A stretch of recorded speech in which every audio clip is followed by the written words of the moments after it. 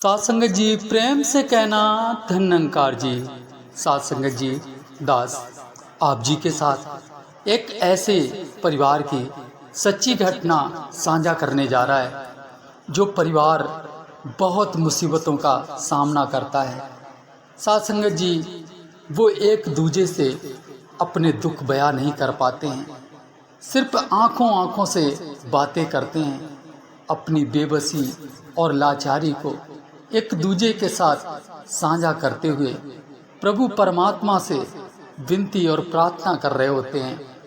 ये हालत परिवार की कैसे होती है वो दास आप जी के साथ अभी साझा करने का प्रयास करेगा। दास बताना चाहेगा कि किस प्रकार परिवार के अंदर ऐसी अवस्था प्रकट होती है, कैसे ऐसे हालात बनते हैं कि परिवार के बड़े बुजुर्ग अपने बच्चों को भूखा सुला रहे होते हैं और उनके पास कोई शब्द नहीं होते हैं जो अपने बच्चों से बयां कर पाएं। सात संगत जी या ये कह पाएं कि सुबह खाना मिल जाएगा, या ये कह पाएं कि कल शाम को खाना मिल पाएगा। सात संगत जी कोई समय की सीमा नहीं थी, कोई हालात सुधरने की अवस्था नज़र नहीं आ रही थी। ऐसी अवस्था थी सात संगत जी परिवार की। और कैसे फिर प्रभु परमात्मा ने, कैसे इस दातार ने जो कायम दायम परमात्मा है, इसने परिवार की हालत को सुधारा। आज ऐसी महिमा हम सुनने वाले हैं इस वीडियो के माध्यम से। तो दास विनती करना चाहेगा कि वीडियो को अंत तक श्रवण करें, जिससे पूर्ण जानकारी आप तक पहुंचाकर आपके आशीर्वादों का दास पात्र बन पाए। सात संगत जी ये कहानी है एक गांव की, जहां पर सात संगत जी एक परिवार जो सात संगत जी बहुत खुशहाल जीवन जीता था। हर सुबह मुस्कुराहट से गुजरती थी, हर शाम मुस्कुराहट से समाप्त होती थी। कहने का भाव कि घर के आंगन में खुशियां ही खुशियां थीं। लेकिन सात संगत जी एक ऐसा पल आया, उन खुशियों को नज़र लग जाती है। सात संगत जी उस परिवार के बड़े बुजुर्ग, ऐसा समय आया कि वो उनका निधन हो जाता है, स्वर्गवास हो जाता है। सात संगत जी जब वो शरीर छोड़ जाते हैं तो परिवार में अपना एक जवान बेटा और एक बहू पीछे छोड़कर जाते हैं। बेटा और बहू अपने बड़े बुजुर्गों के वियोग में काफ़ी रोते हैं, तड़पते हैं। लेकिन स्वभाव सच्चा था, भाव निर्मल थे। सात संगत जी सादगी भरा जीवन था। शायद इसीलिए परमात्मा ने उन्हें अपनी भक्ति के लिए चुना था। सात संगत जी उनके घर में सब कुछ था, लेकिन धन नहीं था। अब आप कहेंगे कि फिर बचा क्या? सात संगत जी जिसके जीवन में भक्ति हो, जिसके जीवन में प्रभु परमात्मा के प्रति आस्था हो, श्रद्धा हो, उस घर में किस बात की कमी होगी? सात संगत जी ये धन तो आना जाना लगा रहता है, लेकिन सात संगत जी प्रेम और भक्ति ये सात संगत जी कृपा से आती है, दया से आती है, करोड़ों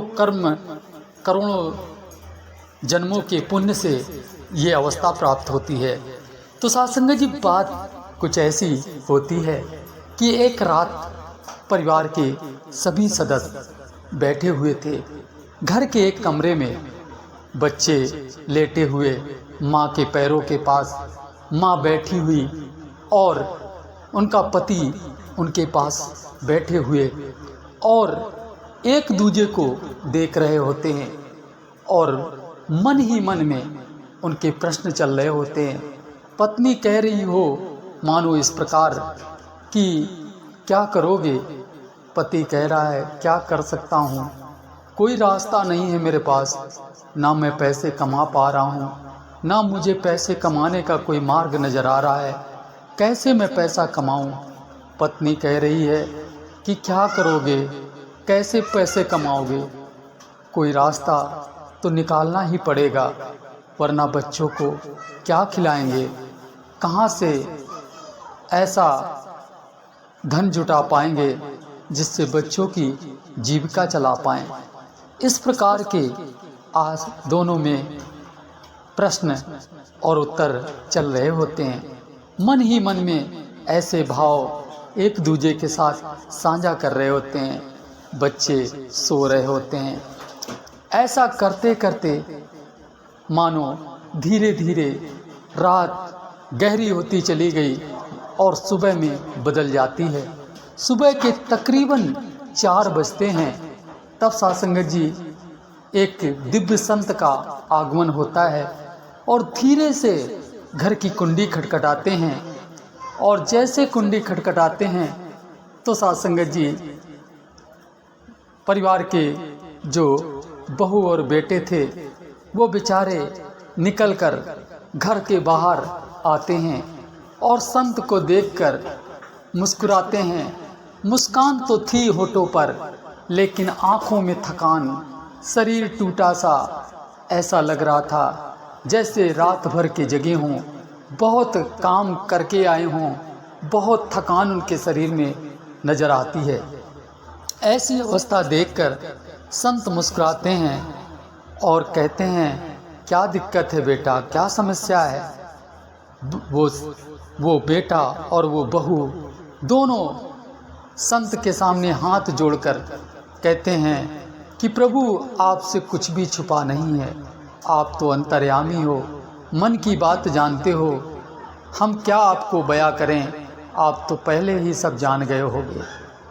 साध संगत जी संत कहते हैं कि बेटा हर दुख की का अंत होता है, हर रात के बाद प्रभात होती है, इस बात की चिंता ना करो, जो होना है वो अच्छा ही होगा। इस प्रकार संत कहते हुए उनके सर पे हाथ रखते हैं और आशीर्वाद देते हैं। साध संगत जी कहने का भाव, लोगों का बताने का तरीका और उनके समझने का नज़रिया कि वो संत नहीं थे, वो साध संगत जी स्वयं परमात्मा थे। रात दिन इस तरह की तड़प उनकी कई दिन से चल रही थी उस परिवार की, और उस परिवार का वियोग, उस परिवार का दर्द परमात्मा से देखा नहीं गया।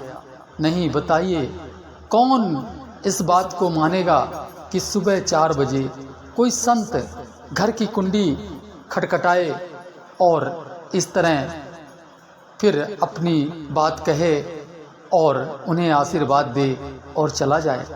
साध संगत जी कहते हैं उस दिन से उस परिवार का जो जीवन था वो बदलना आरंभ होता है। साध संगत जी सुबह गांव के ही एक परिवार में ऐसा पल था कि साध संगत जी कहते हैं कि गन्ने की पिराई चल रही होती है और उस घर में गन्ने का रस बहुत होता है। साध संगत जी जब वो परिवार इस तरह व्याकुल होकर भूख से तड़प रहा था तो साध संगत जी सुबह ही उस परिवार से इतना रस घर में आता है कि परिवार का पेट भरने के लिए काफ़ी होता है।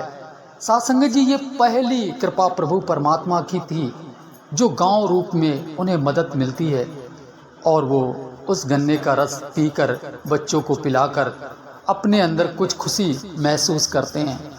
साध संगत जी दूसरे ही पल जैसे ही वो गन्ने का रस देकर जाती हैं, इसके बाद एक सफ़ेद गाय, ये लोगों का बताने का नज़रिया है, दास नहीं जानता है क्या सही है क्या गलत है। साध संगत जी जो दास ने सुना है वही बयां करते जा रहा है। साध संगत जी एक गैया आती है जो साध संगत जी उनके आंगन में अपनी मर्जी से आकर बैठ जाती है। सफ़ेद रंग की बहुत सुंदर गाय होती है। उस गाय को वो देखकर हाथ उस पर फेरते हैं और प्रेम जताते हैं। खिलाने के लिए थोड़ी सी घास तोड़ के लाते हैं और उसे खिलाकर उसको भोग लगा देते हैं। गाय कुछ देर घास खाने के बाद वहाँ से चली जाती है। साध संगत जी, जहाँ पर गाय बैठी थी ठीक उसी जगह सुबह उन्होंने देखा कि एक तुलसी का पेड़ आप से आप उगना आरंभ होता है। छोटा सा पौधा नजर आता है जो बहुत हरा भरा और बहुत सुंदर नजर आता है। साध संगत जी उस पौधे को वो जल देते हैं और पौधा को अच्छी तरह खूबसूरती देकर उसे बड़ा करने का प्रयास उनका आरंभ होता है। साध संगत जी, ये प्रक्रिया दिन भर की रही। शाम को जब वो परिवार सोने जाता है तो प्रभु परमात्मा की कृपा से उन्हें उस दिन का खाना पेट भर किसी की कृपा से, भंडारे से या किसी और तरीके से उनके घर में आता है, जो कथा और पूजा के हिसाब से कहीं पे प्रसाद वितरण होता है। तो परिवार को भरपेट खाना मिलता है। परिवार खुश था। सुबह गन्ने का रस, गाय का आना, तुलसी का पेड़ उगना और फिर साध संगत जी उन्हें भंडारे से प्रसाद आ जाना। साध संगत जी, परिवार की तो मानो चिंता ही हर ली हो किसी ने। ऐसी परिवार में खुशियाँ आप से आप आ जाती हैं। अब साध संगत जी, परिवार तो पूर्ण होने वाला ही था। रात में परिवार के सभी सदस्य सोए हुए थे। तभी साध संगत जी, वो युवक जो साध संगत जी सोए हुए थे, उनके सपनों में साध संगत जी एक बहुत सुंदर स्त्री आती है, यूँ मानो जैसे साक्षात देवी का रूप हो, और कहती है, चिंता ना करो, अब तुम्हारे परिवार के, तुम्हारे घर के हालात बदलने वाले हैं। तुम अब बहुत खुशहाल और अच्छी ज़िंदगी जियोगे। साध संगत जी ऐसा कहकर वो अंतर्ध्यान हो जाती हैं और वो व्यक्ति उठते हैं सुबह और फिर अपने प्रभु परमात्मा की भक्ति भजन करके अपने कार्य की तरफ बढ़ते हैं। साध संगत जी, लोगों का कहने का भाव इस प्रकार रहा कि साध संगत जी उनके ही घर में एक ऐसा बॉक्स, ऐसा संदूक उनके परिवार को मिलता है जिसमें साध संगत जी बहुत ज़्यादा धन, जैसे किसी ने उठा कर रख दिया हो, ऐसा धन उनको मिलता है। और वो साध संगत जी बताया जाता है कि गांव में पहले लोगों के घर में जो कच्चे घर बने होते थे, उन घर के अंदर साध संगत जी गल्ला रखने के कोठे बने होते हैं और उन कोठों में साध संगत जी कच्चे कोठे होते थे जिनमें गल्ला भरा जाता था। और उन्हीं के नीचे साध संगत जी ऐसी अवस्था होती थी। साध संगत जी बताते हैं लोग कि अचानक उस घर में उनका एक कोठा फट जाता है, जिसके कारण वो पूरे कोठे को साफ सफाई करने में लगे होते हैं।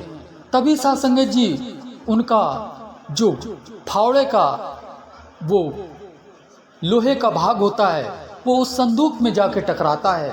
और साध संगत जी जैसे ही संदूक में टकराया तो एक आवाज़ आई तो उन्होंने उस स्थान को साफ किया और वहाँ से जब निकाला तो साध संगत जी एक बहुत पुराना सा जंग खाया एक लोहे का संदूक निकलता है, जिसमें साध संगत जी बहुत ज़्यादा धन था, जिस धन के बारे में उन्हें इससे पहले बिल्कुल ही पता नहीं था।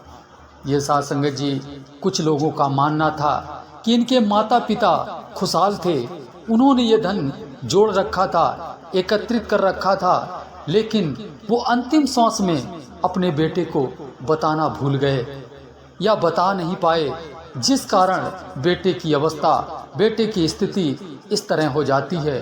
और प्रभु परमात्मा की कृपा से वो फिर उनको धन सुलभ तरीके से मिल जाता है।